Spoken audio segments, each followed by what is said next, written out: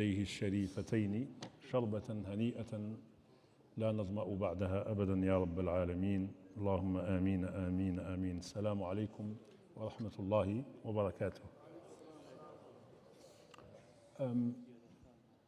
We still continue with the pre-Islamic Arabia, which in particular here Mecca, to get historical contexts of how the Prophet ﷺ was born on that year, and how Islam changed the Arabian society at that time. And some of these historical events that we're going to mention will help us to understand the Sirah of the Prophet ﷺ. Some of them reflect certain incidents in the Sirah of the Prophet ﷺ. And also to be able to understand why Quraysh resisted this new religion, why they rejected the Prophet ﷺ from the early stages of Islam. If we don't have these contexts, we may not be able to grasp the real meaning of the Sirah and the struggle, the jihad of our Prophet Muhammad ﷺ. And last 2 weeks, we did very briefly because it's quite challenging. We don't want to get into very academic lectures series, but the idea is to maybe to balance between something we need to build our knowledge on quite strong grounds, referring to our classical sources as well as some modern sources, as we said earlier. We have to highlight also certain reservations of these Western scholars, since we live here, and you may get questions from your friends, colleagues, sons, daughters, so you're surrounding, they may ask us, they may question certain aspects of the Sirah of the Prophet ﷺ, and we have to be able to answer this question without any hesitation, without any being apologetic or being, no, this is not true. So we have to, going back to our sources and having this, having the Sirah, rather than we get in this Sirah as barakah. We should get as barakah, as blessing, of course. It is always our scholars used to read certain books on Sirah just to get the barakah of Shayn or the barakah of Sanad and all these. But in the meantime, we have to have knowledge about this. So today we'll be mainly focusing on Mecca itself, which is the Prophet's birthplace, as you know all. And in the Quran, Mecca,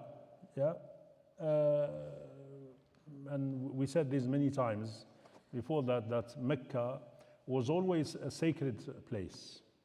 And not only from the Quraysh era, but well before.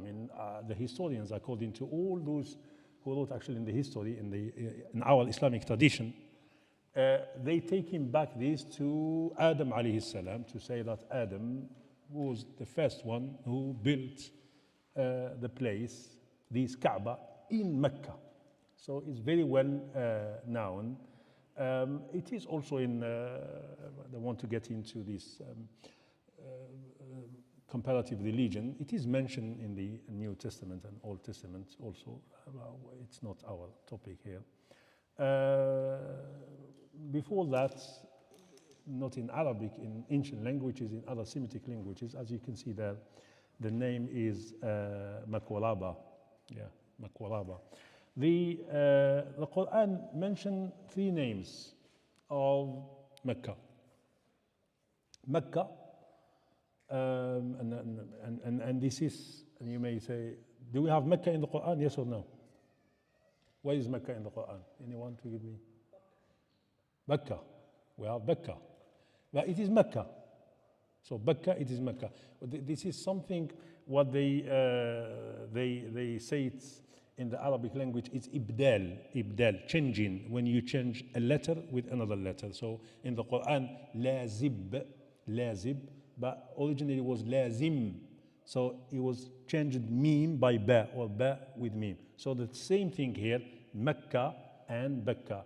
And Mecca and Becca is the إن أول بيت وضع للناس للذي ببكة مباركا, which is the first house was established.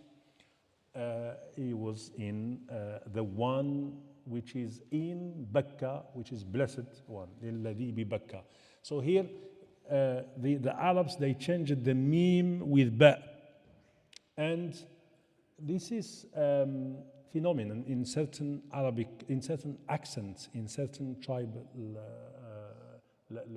language, which is kind of dealing. We mentioned this when we talked about the Quran, and we said when the Prophet ﷺ, one of the people from Yemen, when he came to the Prophet ﷺ towards the end of his life, and he came from a tribe where they do not pronounce the ain. The ain for them is very, very difficult to pronounce it. It's totally absent from their accent, from their dialect. So the Prophet ﷺ he taught him Surah Al-Kawthar.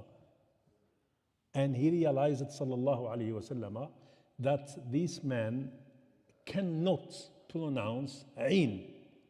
So instead of teaching this person by saying inna a'tainaka al-kawthar, the Prophet ﷺ changed the ain with a noon. He told him inna antainaka al-kawthar, antainak, not a'tainak, changing ain with a noon. He said inna antainaka al-kawthar. So he used his own dialect, because for them the ain is totally absent.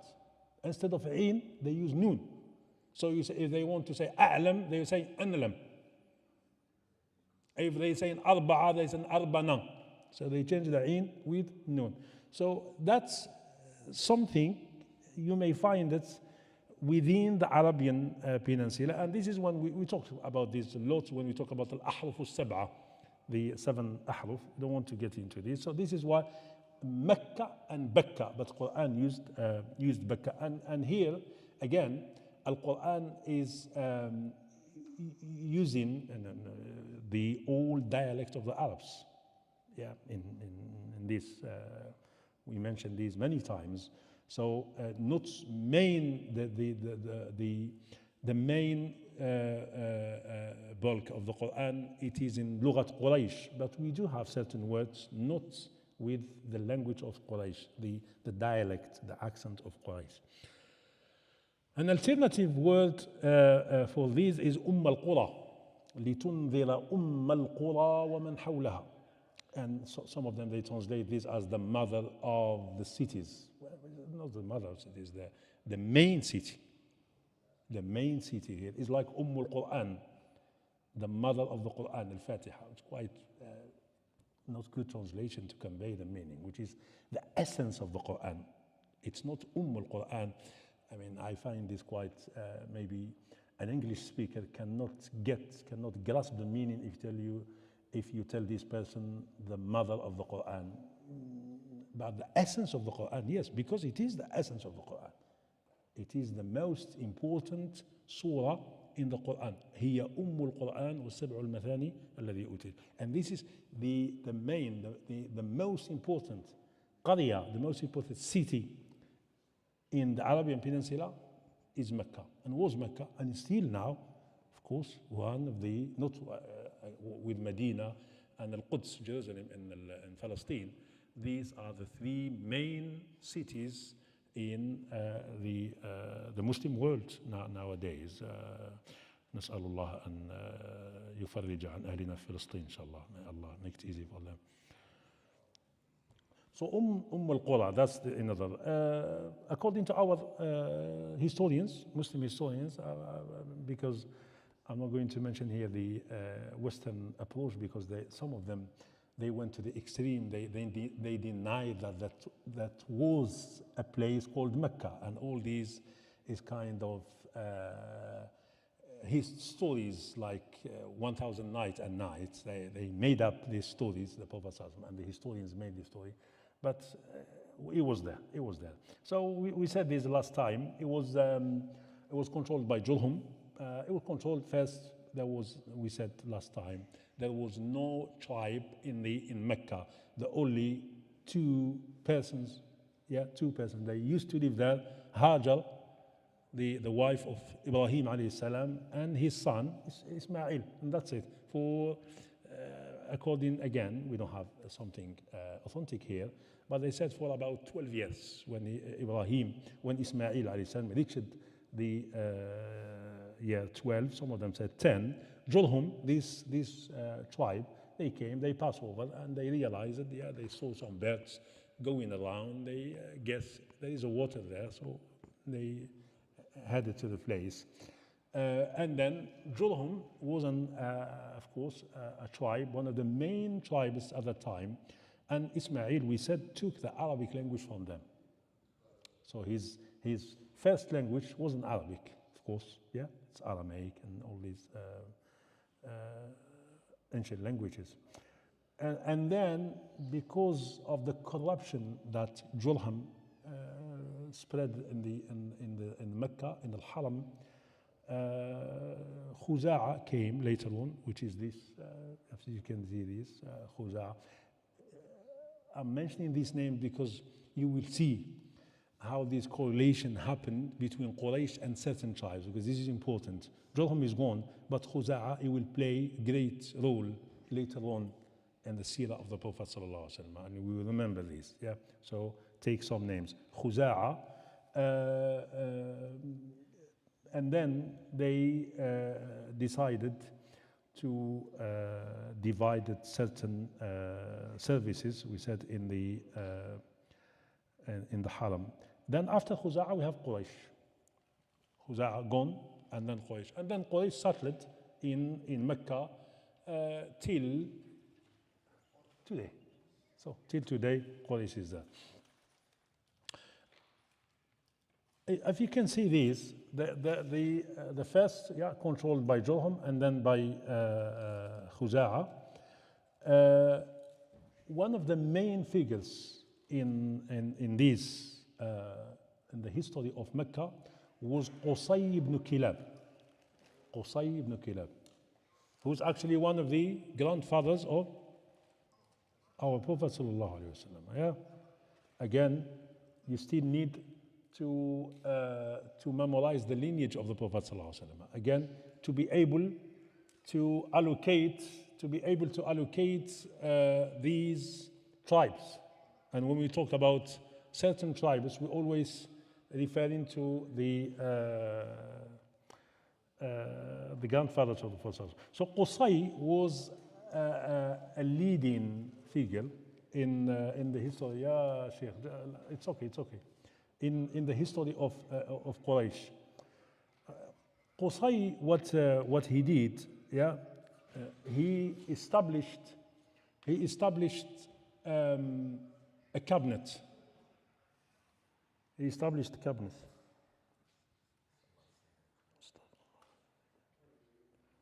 We're talking about what? We're talking about Qusay ibn Kilab. Qusay ibn Kilab,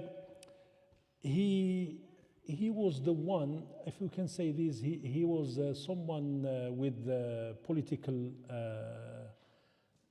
orientation. He was a man that he had a vision, which is to establish a body that can govern Quraysh.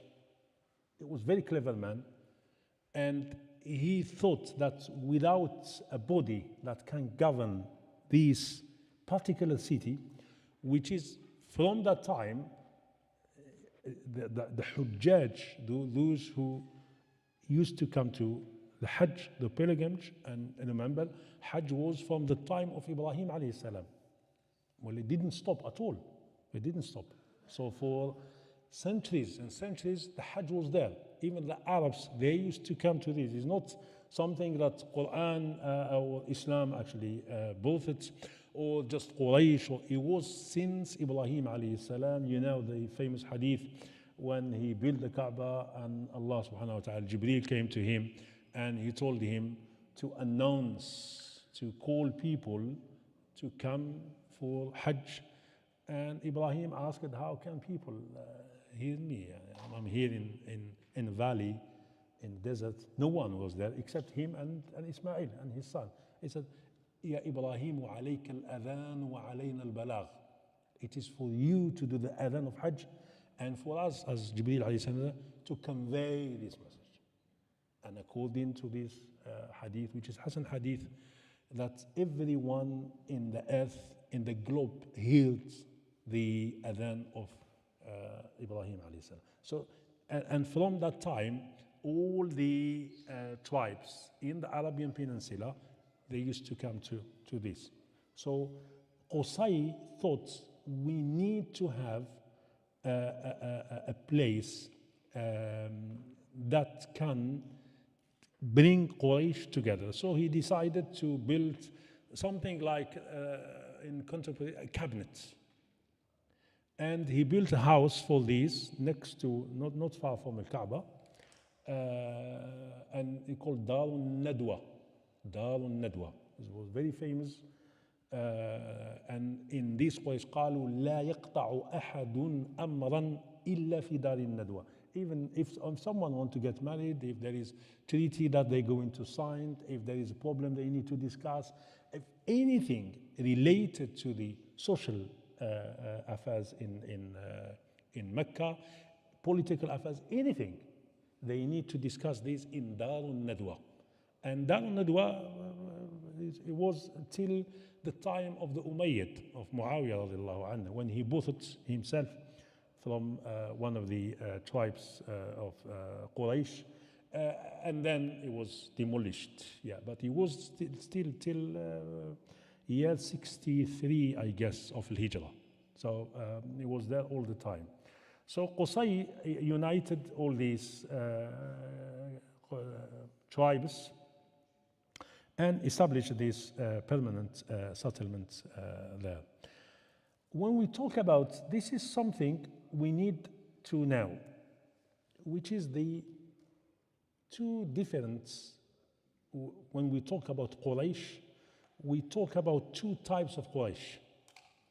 And this is, again, will help us a lot to understand the context of who actually fought the Prophet ﷺ, who supported him, although some of them, they were not Muslims, but because of this alliance between the tribes, they supported the Prophet ﷺ, although they were not Muslims, such as Abu Talib. Yeah, that's his.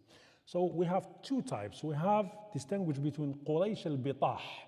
Bitah, it comes from the word Batha, which is a square or whatever, yeah, and also means the center. So when we talk about Quraysh al-Bitah, which is the main, the center, the city center. If you're talking about London, you're not talking about, if we take, a parable here. So we say central London, you can call it London al-Bitah, and Greater London, if you go beyond these, outside the WC and EC, East Central and West Central, you go to the Quraysh al-Zawahir, which is the outskirts, which is outside Quraysh. Anything outside Mecca, they call them Quraysh al-Zawahir. And the hierarchy, Quraysh al-Bitah, it's higher than Quraysh al-Zawahir. And the Prophet sallallahu alaihi wasallam, عبس وتولى أن جاءه الأعمى وما يدريك لعله يزكى. He was conveying the message to Quraysh al-Bitah, not Quraysh, because who's actually the strongest one who can affect any change in the society? Quraysh al-Bitah. Quraysh al-Zawahir, they don't have, they are usually poor. They don't control the trading around the Arabian Peninsula. They don't have much poetry to defend the Qabila in this context, in modern context. They don't have strong media to advocate for them. So this is what outskirts. You just, they come to the center. So this is very important. We will see this, inshallah, in the future. Not a division of class, and also this is something, but of residence. So what makes this hierarchy, it's not because those who lives outside the center were lower ranking of tribes. No. What makes them actually later on lower is the residence. The closest to the haram, the highest in hierarchy. The closest to the haram, the highest. If you are far away from the haram, then you cannot do anything in the politics of Quraysh. And so it comes from, because we do have Khuza'a, one of the strongest tribes, but they don't live in the Bitah. Not because in terms of hierarchy they're lower, they are servants, or they don't have a good lineage. Those they do have, but because of the residence. Examples of this, and we will see this a lot in the Sirah. Those names, we'll see them a lot. Banu Abdiddar, Hind bint Rabi'a, when she was giving these songs in Uhud, she was saying, "Nahnu banatu Abdiddar." We are the daughters of Banu Abdiddar, fighting Banu Abdi Manaf. And we have Abdu Shams, which is mainly the Umayyads. And we have Nawfal and Hashim, Banu Hashim and Banu Nawfal. You see later on that Nawfal, Hashim and Al-Muttalib, they got all together. And we have Asad, Zuhra, which is where the mother of the Prophet sallallahu alaihi wasallam, Makhzum, Taym. And then Zawahir, you say Al-Muhalib, Amir, Lu'ay, and Al-Harith bin Fair. Those names, we'll see them a lot in the Sirah. So remember them. We will see these names a lot. So that's Quraysh al-Bitah and Quraysh al-Zawahir. Banu Abdiddar, from Qusay, in certain time, because again, the more that you have, the more services you control around Al-Kaaba, because there are services related to Al-Hujjaj, related to pilgrims, and related to Al-Kaaba. The more services you get, the more power you have. So this always fighting between the tribes who controlled more the politics of this city, which is Mecca. Banu Abdiddar, they always challenged the descendants of Banu Abdi Manaf. And you see the guy who said, إِنَّهُ فَكَّرَ وَقَدَّرَ فَقُتِلَ كَيْفَ قَدَّرَ ثُمَّ قُتِلَ كَيْفَ قَدَّرَ ثُمَّ عَبَسَ وَبَصَرَ. That's Al-Walid ibn al-Mughira.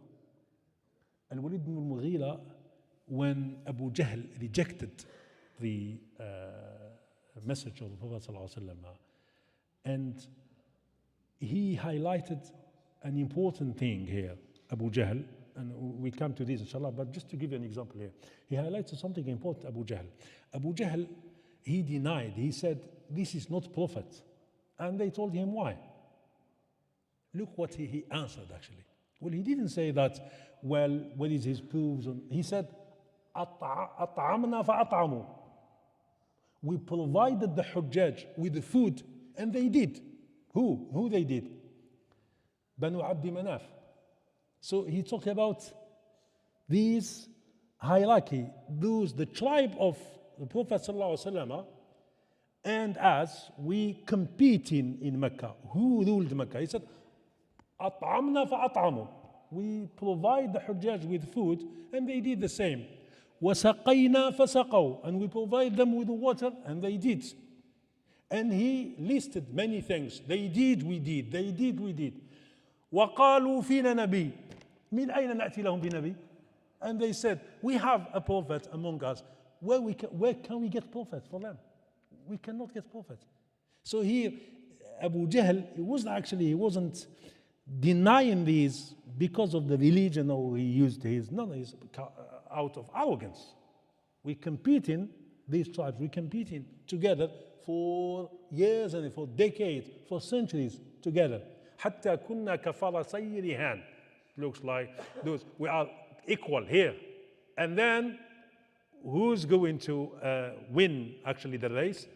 Banu Abdi Manaf, because they have Nabi. We don't have Nabi, we don't have prophets. So that's his own rationale. This is the way how. And the same what Walid said. He said he denied this just because he's from Banu Hashim. He said clearly this. He denied the message, not because he said, Wallahi innahu la yashhadu innahu nabi. He said, by Allah, he believed that he is prophet.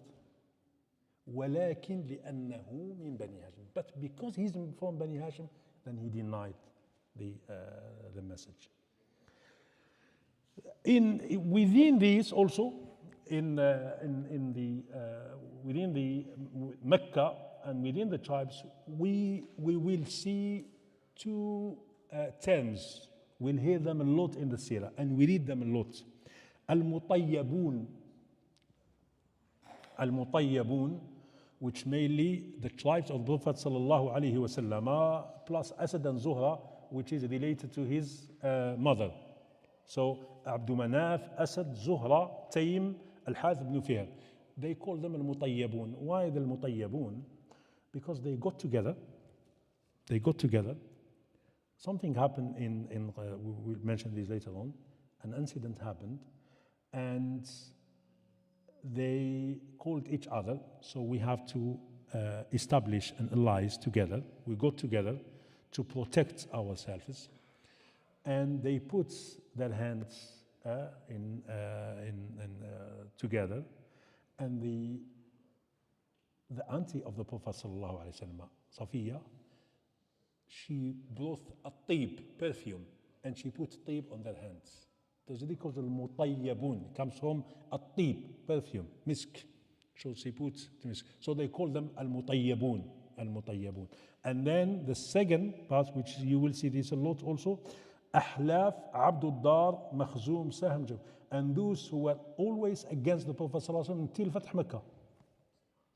So two tribes. You see, it's sometimes you do have, because you do have from Bani Adi, you have the last one, you have Umar ibn Khattab, the last Ahlaf Adi. Not all of them, but yeah, we have the second Caliph, Umar ibn Khattab, from Adi here. We have something. So this no.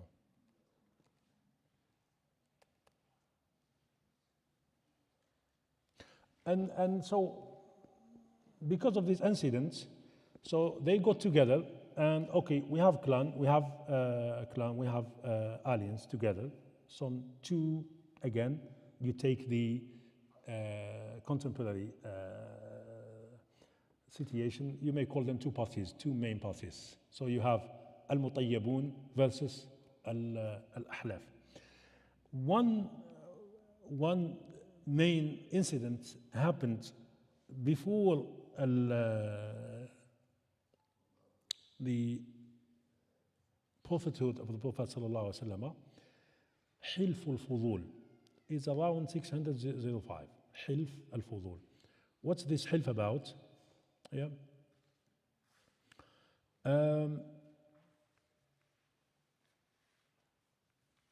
Look at this. A Yemeni merchant, a person from Yemen, he came to during the period of Hajj to sell some goods from Yemen. Usually they used to both clothes and all these. And he sold expensive goods to one of the great leaders of Quraysh at that time, Al-As ibn Wa'il. Al-As refused to pay him. He said, I'm not going to give you any money. You are from Yemen. You don't have any tribe to protect you. And then, yeah, if you want to complain, go ahead. Yeah. You don't have someone to protect you at the time, which is they used to call this al-wala later on, then I'm not going to give you money. He went, this merchant from Yemen, this Tajir, he went to Abu Qubais. Abu Qubais is the mountain that's in Mecca. And if anything serious at that time happened, if war or whatever, people they used to go to this mountain, like what Abdul Muttalib did, and the people of Mecca. We said this last time. Maybe we didn't mention the Jabal when Abraha with the elephants. Yeah, they tried to destroy the Kaaba, demolish the Kaaba. So all the people of Mecca went to Abu Qubais, Jabal Abu Qubais. It's still nowadays Abu Qubais. So he went there and he started calling Quraysh to protect him.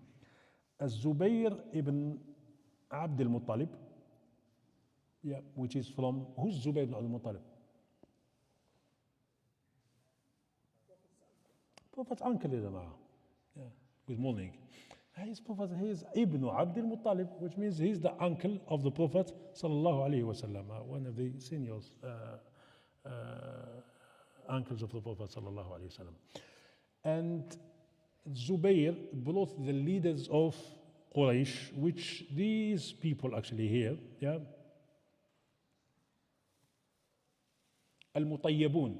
He backed to these people from al-Mutayyabun, al-Ahlaf, and he called them, but from al-Ahlaf, from al-Mutayyabun, he mentioned only two tribes, which is Hashim and al-Muttalib, which is, this is the direct tribes to him. He was the son of Abdul Muttalib, and his cousins were from Hashim. Well, he excluded Nawfal and Abd Shams, because the guy who actually didn't want to pay is from Abd Shams. So he called his own tribe to protect these Yemeni, and they formed this alliance together. Then we'll be back to this. The agreement is to protect anyone wronged in Mecca, regardless of tribe or status. And this is very, very important. It was a milestone in the history of Mecca. It's something, it's like not in contemporary era, this so-called the Declaration of Human Rights in 49 or but no human rights. It's for us, for the people, for the countries. It's something very important. It's a milestone in the modern era. That same thing, this agreement between all the tribes of Quraysh, which is to protect anyone. Even this one is weak, even a slave, because at the time slave, they don't have any status in the society. They can sell them, they can buy them, they can kill them, they do anything with them. They dehumanize them, as it's happening now in Gaza. These people, they do whatever they want. Yeah, who can tell to these people that stop doing this? No one for 2 years, and that same thing for these people. They used to do this. This was a practice for centuries. And these people said, it's enough. So we have to get to this Hilf al-Fudul. And then this is what happened for this Hilf al-Fudul ritual. They came to, it was in Dhul Qa'dah, by the way. And why was in Dhul Qa'dah? It was in one of the Ashhur al-Hurum, the sacred month. And this also, it was, for the Arabs, we said this last time, they used to take this seriously. They used not to stop any fighting. The Arabs, they used to fight a lot, initiate many wars, lasted for years and years, decades. Harb al-Basus, 40 years, and Dahish al-Ghabra. But when the Ashhur al-Hurum, when they start Ashhur al-Hurum, they stop. But this guy, along it, which is Al-As ibn Wa'il, he actually along this person in the Shahr al-Haram, which makes this kabira as one major sin for them. It was a major sin for these people in pre-Islamic. Yeah, they see this as something, well, how can you do this in the Shahr al-Haram? So it was in the Al-Qa'dah, and they gathered around the Kaaba, all of them, they around Kaaba, and they did same as this, because as Ibn Khaldun described this, hand above hand, he said, yadun fawqa yad, not like this, but like this. And they pour Zamzam, yeah, and above their hands, and they said hajarun fawqa hajar, hajarun fawqa hajar, which a symbol of al-hajar al-aswad, and the result is they forced this Al-As ibn Wa'il to pay the Yemeni merchant. It was a long story. Ibn Kathir mentioned these in more than 4 pages, and this Yemeni, he cited a nice verses, poetry, very beautiful poetry, urging people of Mecca to protect him. So that's the Hilf al-Fudul. This lets the Prophet ﷺ in Hadith Hasan, لقد شهدت في دار عبد الله بن جدعان. I witnessed it in the house, at the house of Abdullah ibn Jud'an, one of these pious men of the pre-Islamic era. Abdullah ibn Jud'an, who used to protect the Prophet ﷺ later on, but he died before, just after the revelation, 2 months or so. He said, I would not exchange it for the red camels. If I'm invited again, I will join. The red camels at that time, al-humur al-ni'am, which the most expensive camels at that time. If you take in a Rolls Royce or whatever, at that time, that's exactly a red camels. So the Prophet ﷺ is saying, if the Meccan society would give me dozens of red camels in terms of not to witness these Hilf al-Fudul, no, I would actually reject these red camels and I will attend these events. Again, if invited again, if Quraysh will, because he witnessed this, sallallahu alayhi wasallam. It was, according to some historians, some of them said 30 and some of them said 32. So between 30 and 32. So he witnessed, sallallahu alayhi wasallam, this. And Abdullah ibn Jud'an, the one actually who hosted these later on, so when they did this in the Kaaba, he hosted these people, these great leaders from the tribes, to his house. He was looking, actually, he had a vision. He said, look, if you're doing this, Quraysh now, and we'll see this, Quraysh now as traders, they do business a lot.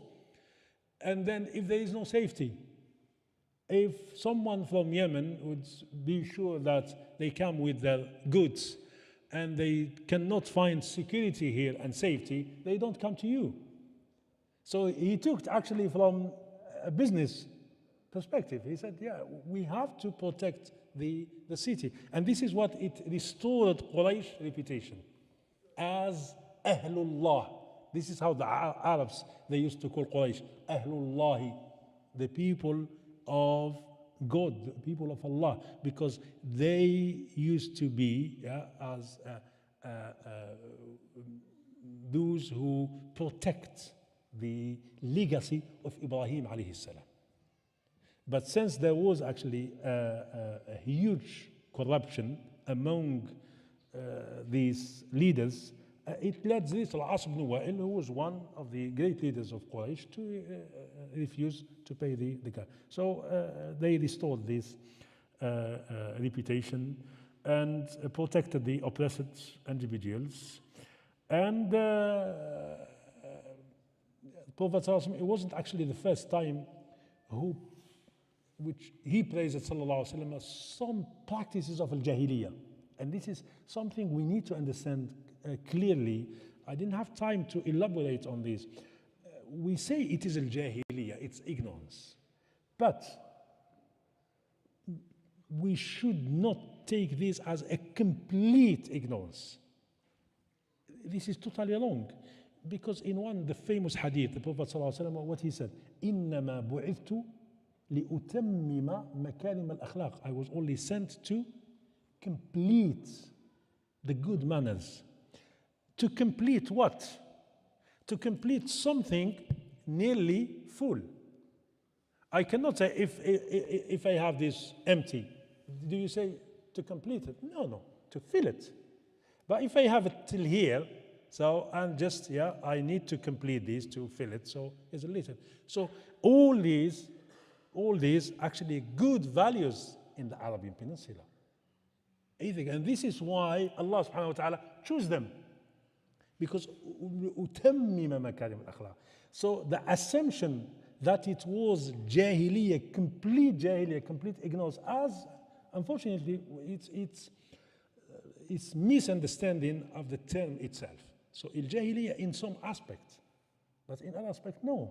There was fairness. The Prophet ﷺ, he said, when he defeated the Quraysh in Badr, and he captured these 70 prisoners from Quraysh, one of the leaders, more than 30 leaders of Quraysh were captured by the Prophet ﷺ and the companions. So then the Prophet ﷺ said, لو كان المطعم بن عدي حيا المطعم لأطلقتهم له دون فداء. If al-Mut'am is alive now, I will release all these people to him for nothing, for free. So he doesn't need to pay. Who's al-Mut'am bin Adi? Mut'am bin Adi died when the Prophet ﷺ was under siege in Sha'b. And he used to feed the Prophet ﷺ and his clan in Sha'b Abu Talib. When everyone, it's like, again, the Sirah is amazing. For 3 years, Quraysh, and we'll come to this inshallah, talk about, but because it's coincidence with this, what's happening in Gaza, for 3 years, no one is allowed to take a piece of bread to the people, to Muslims and Bani Hashim, who protected the Prophet ﷺ. Most of them were non-Muslims, but I said, no, we have to protect. He's from us. He is a son of us, so we have to protect him. And Abu Talib wasn't a Muslim.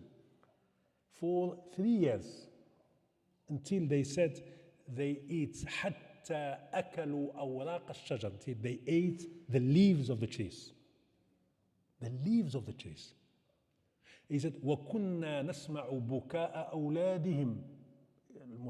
We used to hear their kids crying from 3-4 kilometers because of the hunger. Same thing what's happening now in Gaza. Same. This hypocrisy around the world. It's same.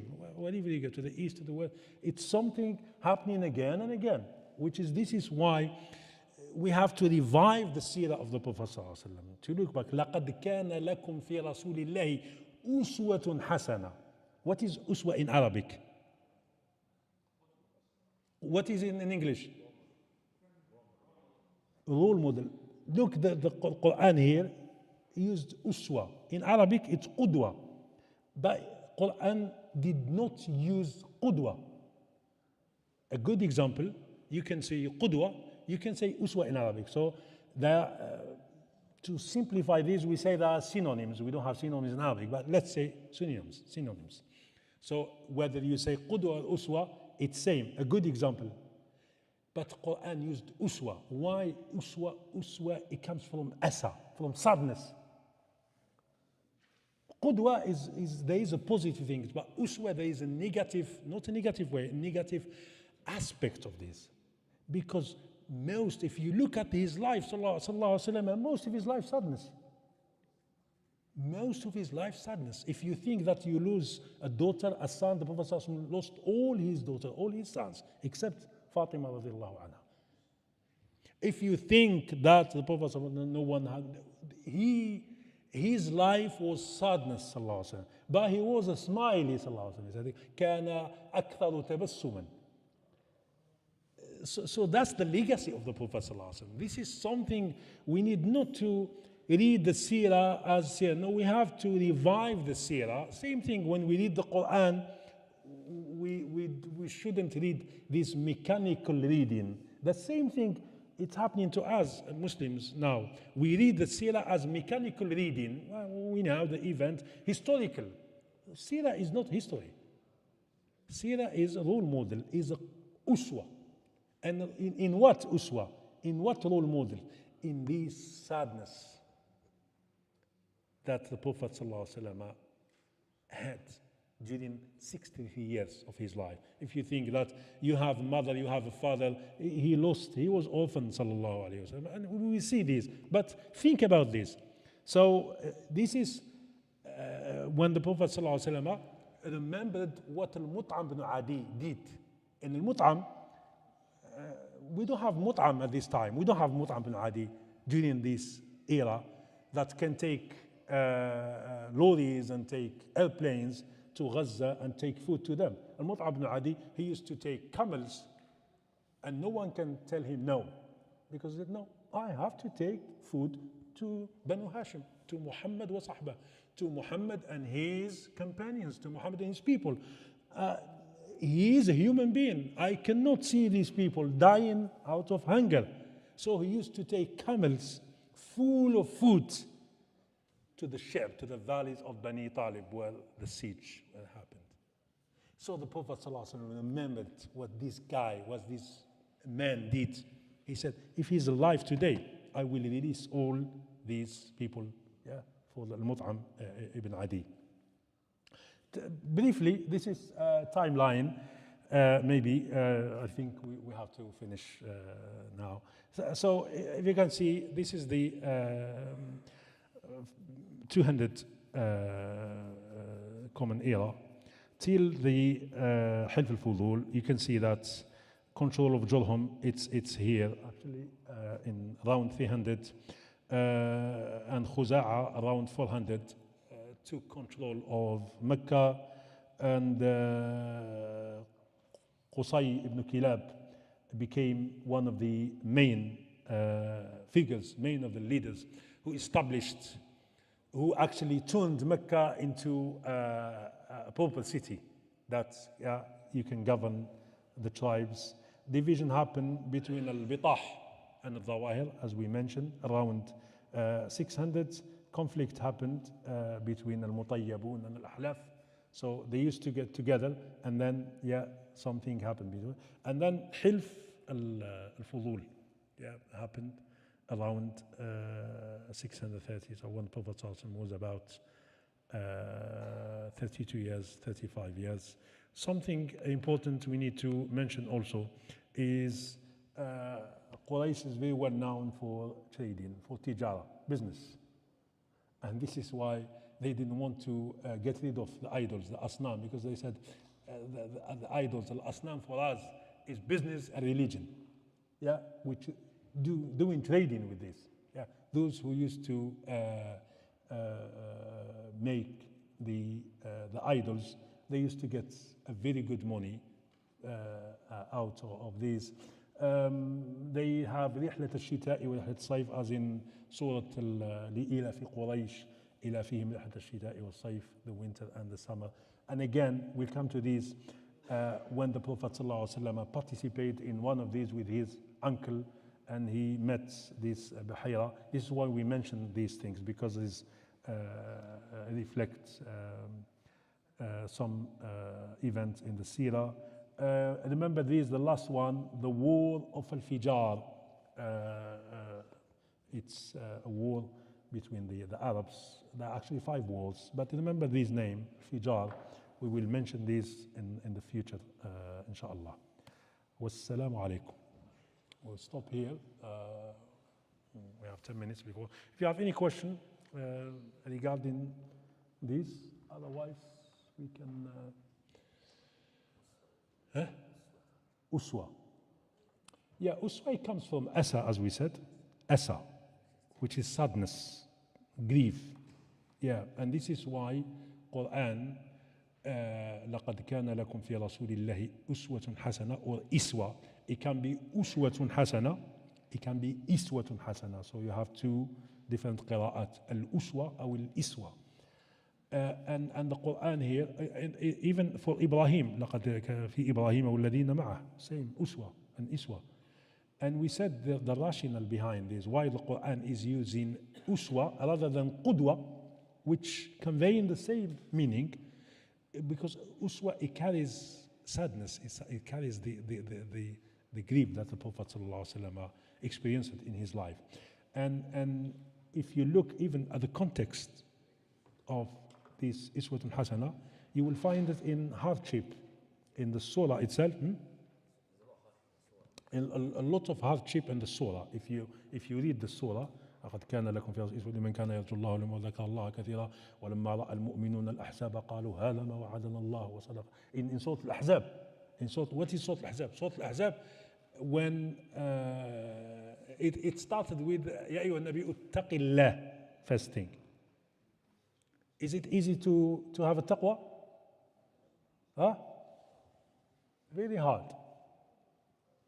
It's not easy to be a taqwa, to be muttaqi. And this is what Iswat. And then it goes on, it talks about the story of Al-Ahzab, when all the tribes towards this is the last, there was a last battle that the Arabian Peninsula got together, and they tried to invade Medina and took Medina, and they managed actually to reach to certain point of Medina. And this is where Salman al-Farisi proposed this, al-Khandaq. So the whole context is hardship. وَبَلَغَتِ الْقُلُوبُ الْحَنَاجِرِ. From the fear, the Quran uses a metaphor. Is al-qulub, the hearts reached here. You know, when you feel if you have this fear, I mean the extreme fear, and you feel that your heart is going to explode, and you may feel your heart is here. That's it reached actually your neck. It's here. وبلغت القلوب الحناجر وتظنون بالله الظنونا هنالك ابتلي المؤمنون, بلاء, ابتلاء, test. وزلزلوا زلزالا شديدا, not وزلزلوا only, زلزالا شديدا. It was an earthquake for the Muslims. So if the Quran is لقد كان لكم في رسول الله قدوة, Quran is very high in terms of style. So using uswa that reflects the context.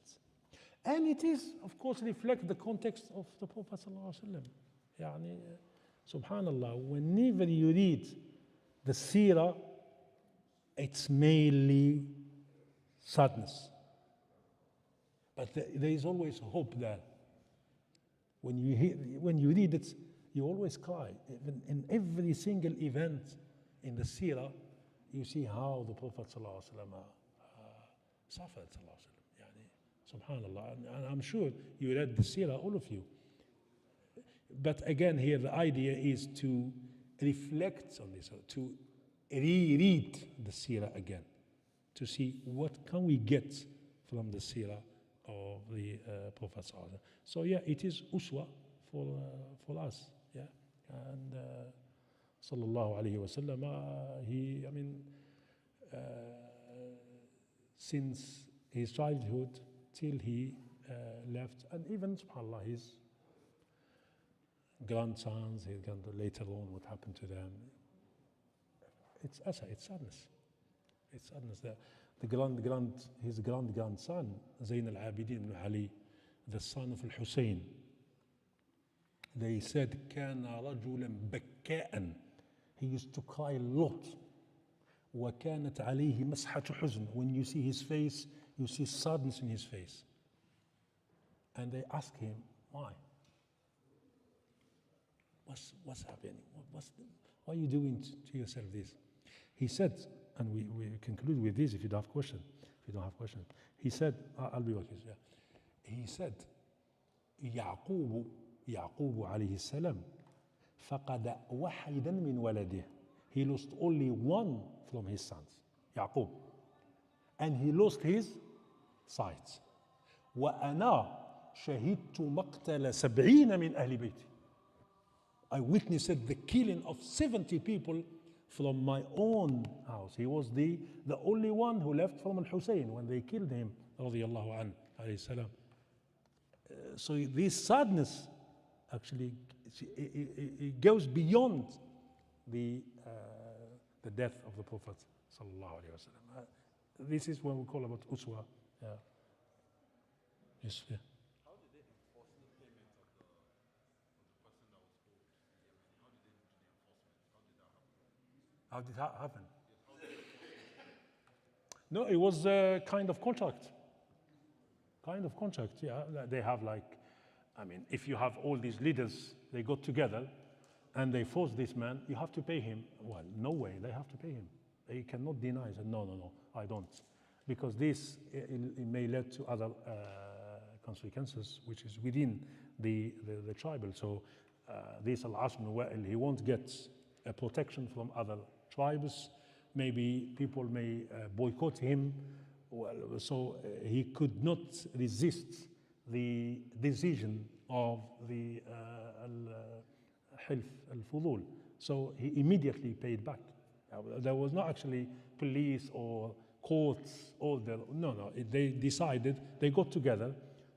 From now on, you have to pay people, whether he's from the strongest clan, tribe, or the weakest tribe.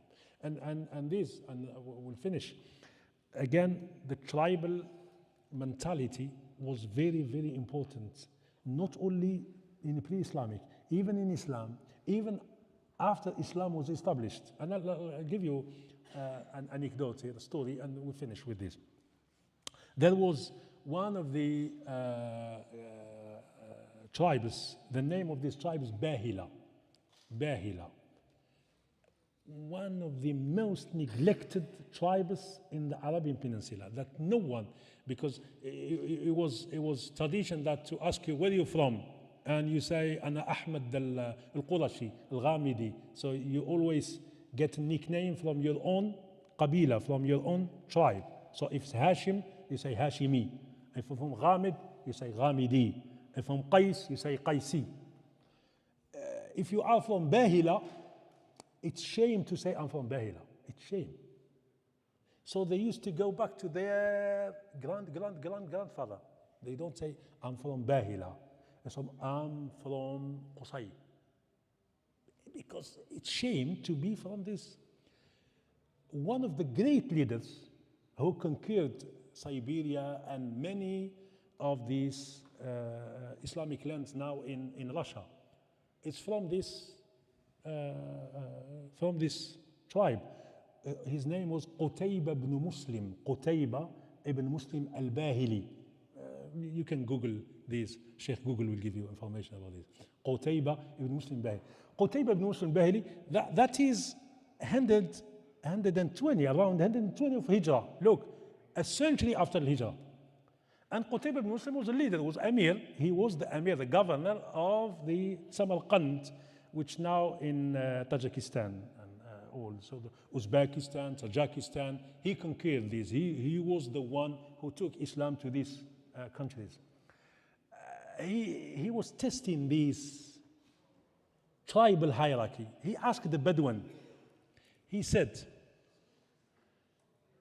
do you want to be my advisor, al-Wazir, and to be from Bahila?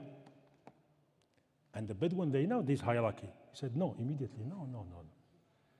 To be Wazir and to be Bahila. He said, هل تريد أن تكون لك الإمارة وتكون من باهلة? Do you want to be a leader? Do you want to be the prince and being from Bahila? He said, no, immediately, no.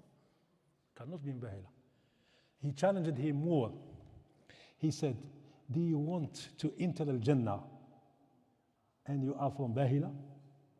Do you want to get into Al-Jannah, but in the condition that you're from Bahila? Then he kept quiet. And he said, على شرط, with a condition.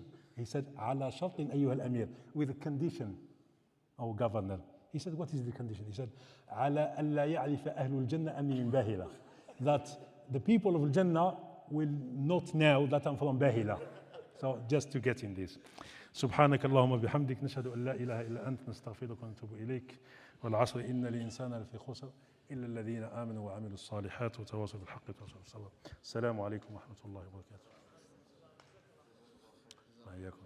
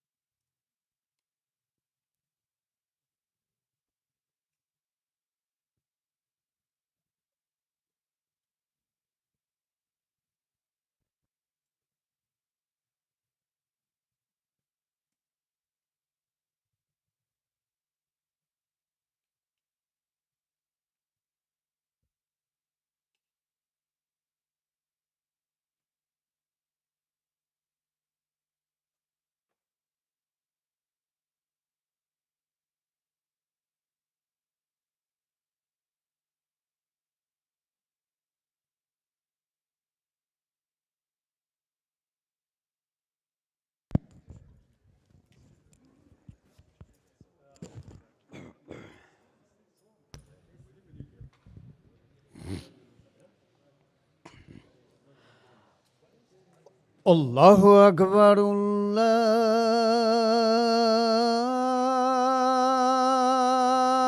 الله أكبر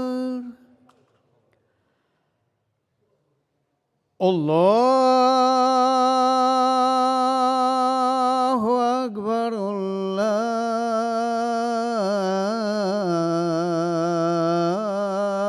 الله أكبر